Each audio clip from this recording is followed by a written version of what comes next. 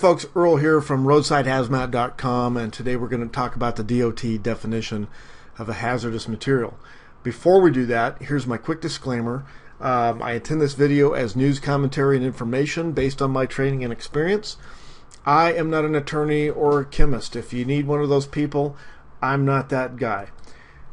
Anyway, again, here's the DOT definition of a hazardous material, and there's 6 components to it that we'll go over here real quick. The first one is, if the Secretary of Transportation says that a material is a hazardous material, then it's a hazardous material and it's cut and dry. No arguments there.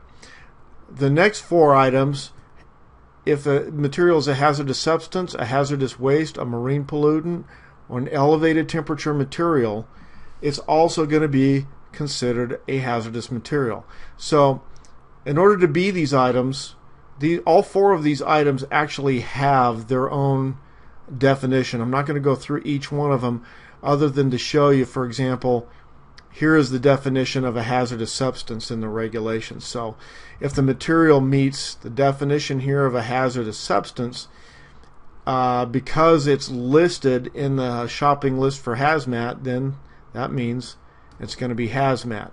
And the same goes for wastes, marine pollutants, and elevated temperature materials. If the material meets any of those definitions, and they're a hazardous material. The last item that we see here is if a material is listed on, if the material is listed on a hazardous materials table, it's also going to be considered hazmat. And you might have seen this table before.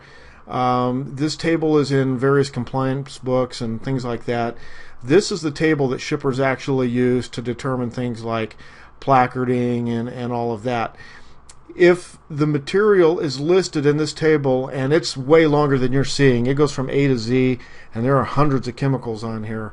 But if it's listed on here, it is by definition a hazardous material. I hope this helps you. Please hit like and subscribe. And if you want more hazardous material information, click the link below and visit us at roadsidehazmat.com. Thanks.